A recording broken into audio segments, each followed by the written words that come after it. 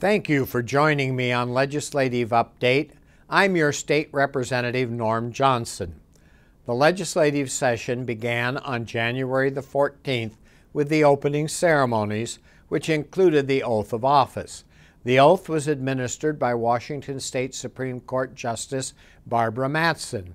I joined with 97 other lawmakers in the House of Representatives with a promise to uphold the federal and state constitution, and I began my third term in office representing the 14th Legislative District.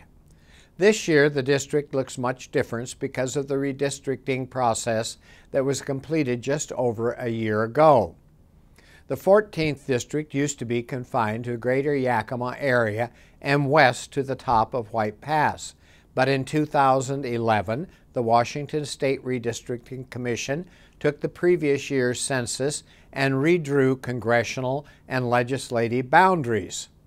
They did this to ensure that districts remain equal in population and every citizen has equal representation in the legislature and in Congress. The final boundaries expanded the 14th District into Klickitat and Skamania counties and into a portion of East Clark County. We also retained the western portion of Yakima County, so the 14th District is now one of the largest districts, geographically speaking, in the state of Washington, and it is the only district to cover both sides of the Cascades. And as large as the district is on the map, there are not many population centers within the 14th District. Besides Yakima, the largest cities in the district are Goldendale, White Salmon, and Stevenson. The majority of the district is made up of federal and state lands, neither of which are taxable by the counties even though they provide services for these areas. In fact, less than 30% of the land in Yakima County is taxable. The remainder is made up of state and federal lands, and taxable land makes up less than 8% in Skamania County, and there are thousands of untaxable federal and state acres in Klickitat County. We all understand how tight dollars are in county government. Revenue sources, such as the motor vehicle excise tax, have long been removed. In these counties with such large concentration of state and federal lands, there is a finite amount of revenue for county operations. They collect nothing from the federal lands.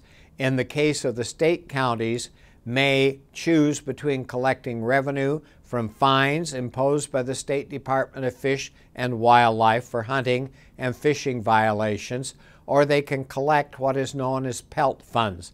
PELT stands for Payment in Lieu of Taxes.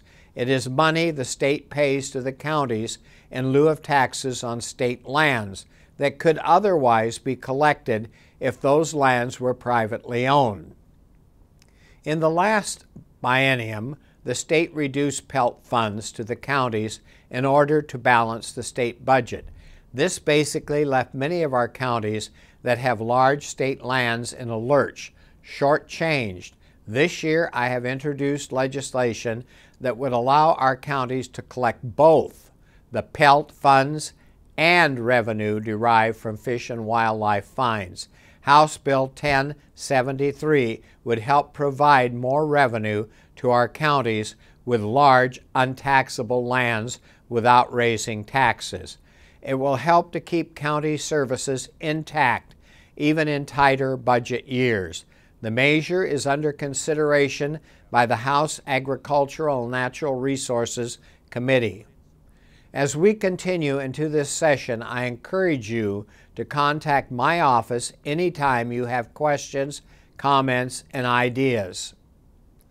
Communication is important, and that is why, in addition to this video update, I am doing a weekly radio program called Capitol Report, which can be heard on KIT in Yakima, KLCK in Goldendale.